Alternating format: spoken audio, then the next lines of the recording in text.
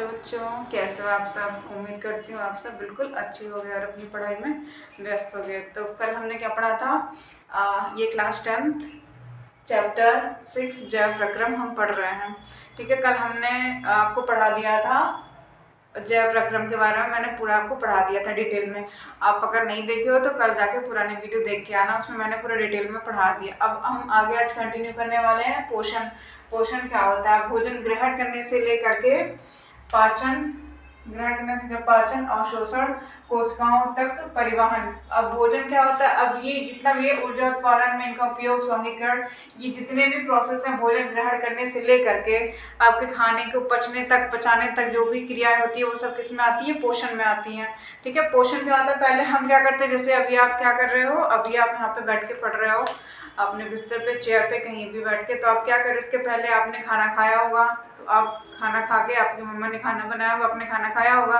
खाना खाने के बाद क्या होता है, आपको अच्छी सी एनर्जी फील होती है कि अब मैं क्या कर सकता हूँ, किसी कार्य को कर सकता हूँ, अपनी पढ़ाई को कर सकता हूँ, या आपको कहीं जाना है, घूमने जाना है या खेलने जाना है। तो क्या होता है, आप अगर कुछ खा के जाते हो तो आपको एनर्जी से फील होता है ना कि अभी आप एनर्जी में हो और उस काम को अच्छे से कर सकते हो। तो वही हम क्या कहते हैं यहाँ पोषण पढ़ेंगे, तो उसमें हम क्या देखेंगे कि भोजन ग्रहण करने से लेकर, अब आपने क्या किया, भोजन तो कर लिया, ठीक है, मम्मा ने खाना बनाया और आपने खाना खा लिया।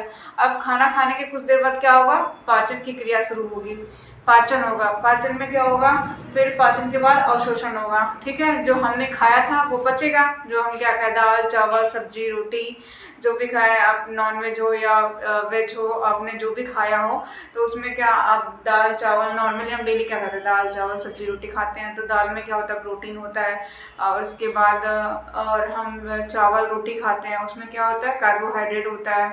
आप जो घी खाते हो, फैट खाते हो, उसमें क्या होता है, वसा होता है। तो ये क्या होता है, हम जो खा रहे हैं वो क्या, हम जटिल चीज़ के रूप में खा रहे हैं। जो हम दाल चावल सब्जी रोटी हम खा रहे हो क्या, जटिल है।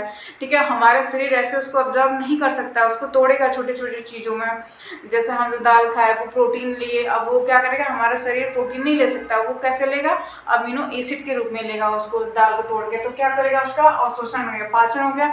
पाचन के बाद क्या होगा, अवशोषण होगा। ठीक है, मतलब वो हमने जो खाया वो हमारे ब्लड में क्या होगा, अब्जॉर्ब होगा। अब क्या होगा, अब्जॉर्ब होने के बाद कोशिकाओं तक क्या होगा, उसका परिवहन होगा। परिवहन मतलब वो कोशिकाओं तक जाएगा, जो हमारी सेल्स हैं, सेल्स नहीं तो हमारे क्या करेंगे, किसी चीज हमारे जो शरीर के पार्ट है उसको क्या करेंगे, एक्टिवेट करेंगे। ठीक है, ताकि हमको एनर्जी मिलती रहे और हमारे जो शरीर में टूट फूट हो रही है, मरम्मत, जितने भी हम जो पोषण करेंगे उसी के द्वारा क्या होगा, तो हमारे शरीर की वृद्धि होगी, विकास होगा।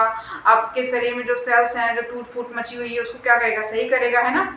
तो हम जो भोजन करते हैं, सोचो आप जो खाना खाते हैं उससे कितना यूज होता है आपके शरीर में। अब कभी अब कैसा होता है कि जब हम गुस्सा होता है तो सोचते हैं मम्मा आज मैं खाना नहीं खाऊंगा, हम पहले अपना सारा गुस्सा किस पे निकालते, खाने पे निकालते कि मैं खाना नहीं खाऊंगा।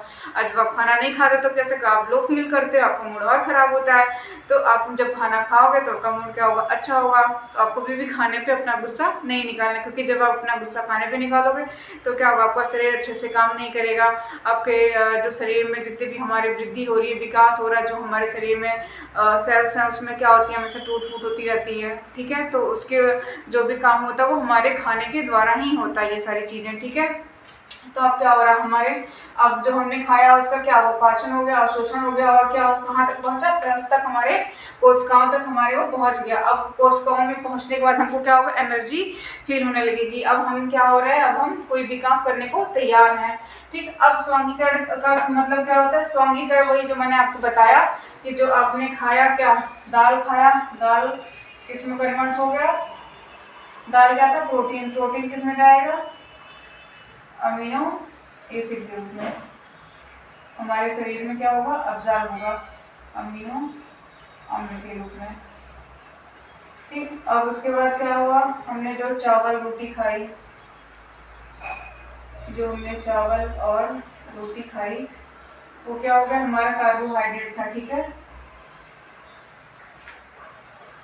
ये हमारा कार्बोहाइड्रेट है, जो किस में जाएगा, ग्लूकोज में। और इसी तरीके से जो हमने क्या खाया, घी खाई, वो किस में जाएगा, वसा के रूप में हमारे शरीर में स्टोर होगा। ठीक है बच्चों, अब इसी को हम क्या कहते हैं, स्वांगीकरण कहते हैं। ठीक है, जो बड़े बड़े जटिल चीज़ों को छोटे छोटे टुकड़ों में तोड़ देता है। उसके बाद क्या हुआ, भविष्य के लिए शरीर में अब हमने जो खाया, अगर अभी आप खा के सो गए, आपने कोई एक्टिविटी नहीं की, कुछ करा नहीं, तो क्या होगा, वो जो आपने खाया था वो आपके शरीर में स्टोर होने लगता है। इसलिए क्या कहते हैं, जब हम खाएं तो हमें उतना एक्टिविटी भी करनी चाहिए ताकि हमारे शरीर में फैट ना होने पाए।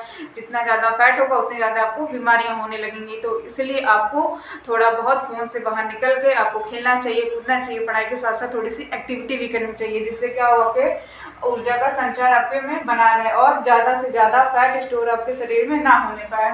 तो इन जो हम अब क्या करें, हम भोजन ग्रहण करने से लेकर के अब जो हमने क्या किया, संचय होने तक का जो काम होता है उसको क्या कहते हैं, पोषण कहते हैं। ठीक है, अब पोषण कितने प्रकार का होता है, पोषण भी 2 प्रकार का होता है। कौन कौन सा होता है, स्वपोषी पोषण। ठीक है, पोषण कितने प्रकार का होता है, 2 प्रकार का। पहला स्वपोषी पोषण, इस प्रकार में क्या होता है, जीव जो है अपना भोजन सरल कार्बनिक पदार्थों से ऊर्जा का उपयोग करके स्वयं बनाते हैं। ठीक है, अकार्बनिक पदार्थों का व ऊर्जा का उपयोग करके स्वयं बनाते हैं। तो स्वपोषी का मतलब क्या हुआ, स्व मतलब स्वयं, पोषण मतलब पोषण करना, मतलब जो स्वयं के द्वारा भोजन बनाए उसको हम कहते हैं स्वपोषी। ठीक है, तो ये क्या कह रहे हैं, कुछ जीव जो होते हैं और पेड़ पौधे होते हैं जो अपना भोजन क्या करते हैं, स्वयं बनाते हैं। ठीक है, किसका प्रयोग करते हैं, सरल अकार्बनिक पदार्थों का प्रयोग करते हैं तथा ऊर्जा का उपयोग करके क्या करते हैं, ये सरल अपना भोजन बनाते हैं। ठीक है बच्चों, अब ये स्वपोषी भी कितने प्रकार का होता है, 2 प्रकार का होता है। कैसे कहते हैं कि हमारे पेड़ पौधे अपना भोजन बनाते हैं और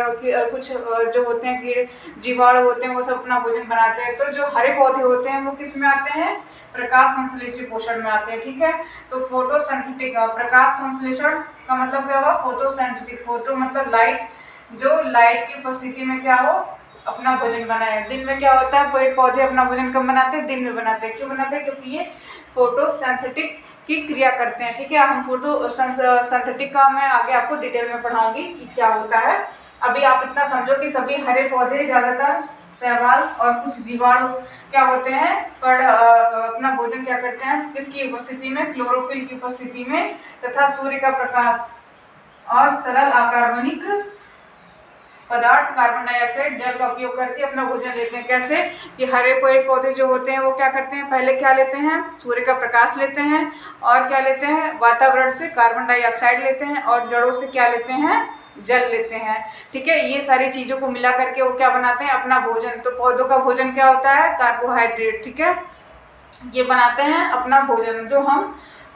हम क्या स्वपोषी की परपोषी हैं, हम क्या परपोषी हैं, तो जो पौधे बनाते हैं उनको हम क्या करते हैं, कार्बोहाइड्रेट के रूप में हम उसका ग्रहण करते हैं। ठीक है बच्चों, ये क्या था, प्रकाश संश्लेषण, इसको हम कहते हैं। और ये क्या है, यह क्रिया निर्माण क्या कहते हैं, स्वयं करते हैं। ठीक है, अब ऐसे जीवों को हम क्या कहते हैं, प्रकाश स्वपोषी। ठीक है, और इस प्रक्रिया को क्या कहते हैं, प्रकाश संश्लेषण। जो जीव होते हैं उनको कहते हैं प्रकाश स्वपोषी। और जो यह क्रिया चल रही है जिसमें एक सारा प्रोसेस हो रहा है, हम CO2 ले रहे हैं, जल ले रहे हैं और सूर्य का प्रकाश ले रहे हैं, इस क्रिया को हम क्या कहते हैं, प्रकाश संश्लेषण कहते हैं। ठीक है, अब हम दूसरा क्या पढ़ेंगे, रसायन संश्लेषण, मतलब कीमोसिंथेटिक न्यूट्रिशन, मतलब कि जो रसायन की उपस्थिति में अपना भोजन बनाए। इसमें क्या होता है, कुछ जीवाणु सरल कार्बनिक यौगिकों का ऑक्सीकरण करके ऊर्जा उत्पन्न करते हैं। ठीक है, जो जीवाणु होते हैं, और उसमें क्या होगा, कार्बन का यूज होगा क्योंकि हम क्या कर रहे हैं, रसायन का प्रयोग करके बना रहे हैं। ठीक है, तो इस ऊर्जा का उपयोग करके हम अकार्बनिक पदार्थों से कार्बनिक भोजन बनाते हैं। अकार्बनिक से हम कार्बन में आएंगे क्योंकि कार्बन क्या होता है, रसायन होता है। तो ऐसे जीव जो होते हैं वो रसायन स्वपोषी होते हैं। ठीक, इसमें क्या होता है, सल्फर जीवाणु, लौह जीवाणु, हाइड्रोजन जीवाणु, नाइट्रोजन सोमोनास, ये सब क्या होते हैं, आपके रसायन होते हैं, क्योंकि रसायन संश्लेषित होते हैं। क्योंकि इसमें कहीं भी देखिए आप कार्बन का उपयोग नहीं है, ना यहाँ पे सल्फर, लौह जीवाणु, ये सब आप याद कर लीजिएगा। सल्फर जीवाणु, लौह जीवाणु, हाइड्रोजन जीवाणु और क्या है, नाइट्रोसोमोनास, ये सब अपना भोजन कैसे बनाते हैं, रसायन के द्वारा बनाते हैं, सरल कार्बनिक यौगिकों का ऑक्सीकरण करके बनाते हैं। ठीक है बच्चों, इसको हम क्या कहते हैं, रसायन संश्लेषण कहते हैं। ठीक है बच्चों, अब आज हमने क्या पढ़ लिया, प्रकाश संश्लेषण और रसायन संश्लेषण।